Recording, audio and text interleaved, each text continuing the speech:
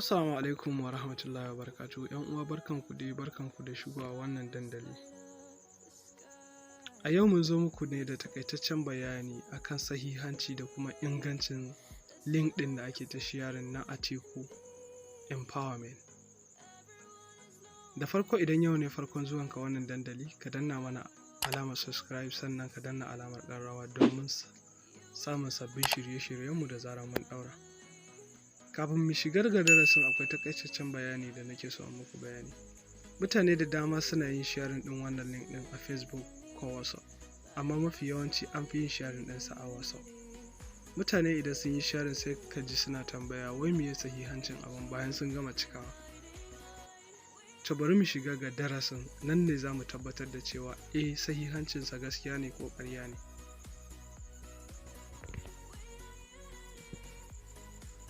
Da farko idan ka shiga dandalin zai nuna idan ka duba link ɗin za ka gan shi kamar haka. Idan ka danna link ɗin zai kai ka wani site ɗinsu wanda suka ƙirƙira.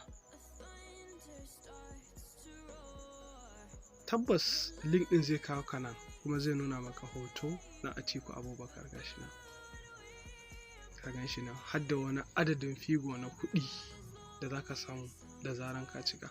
Da farko za su buƙaci ka sa sunanka, full name ɗinka, phone number, sai kuma address inda kake zaune, sai kuma email address. Sai ka je ƙasa ga wajen apply now.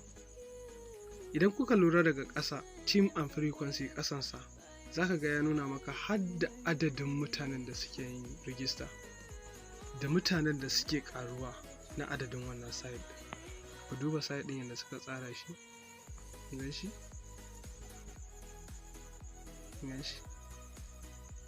Wannan shine site. Ku dinga kula ku gani. Wai wannan kullum a kowane lokaci. Wannan jan rubutun idan ku kula yana reading, yana amfani da adadin mutanen da suke yin rijista ne. To idan kuka kula yanzu anan ba zan sa komai ba, zan danna shi kuma zan cika shi. Bari ku ga abin da zai faru idan na danna ba tare da na sa komai ba.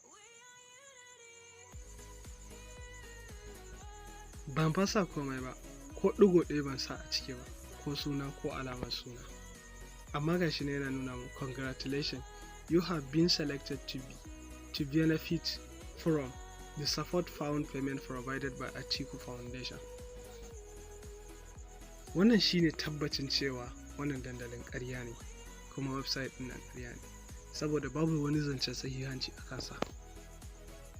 Dan babu website ɗin da yake gaskiya ka cika ba tare da ka cika bayananka ba ka danna submit kuma ya tafi, babu shi.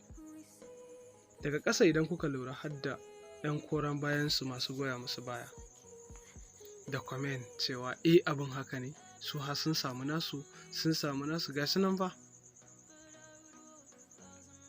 Kai ma kuma za ka iya musu comment a haka gashi nan wajen reply and submit.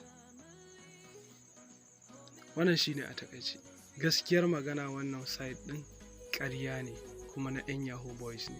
Su ne wanda suke amfani da shi, za su ƙirƙire shi don su yi nasara da samun ɓoyayyen sirrin da kake amfani da shi na wayarka na transaction, musamman na ATM ɗinka ko kuma pin ɗinka na layinka da kake amfani da shi, da duk wani sirrinka na waya za su iya sani ta wannan hanya. Wannan shine a takaice. Al'umma ya kamata ku kula kuma ku lura, wannan link ɗin ƙarya ne ba gaskiya ba ne. Wannan shine a takaice. Na bar ku lafiya. Allah ya ƙara kare mu.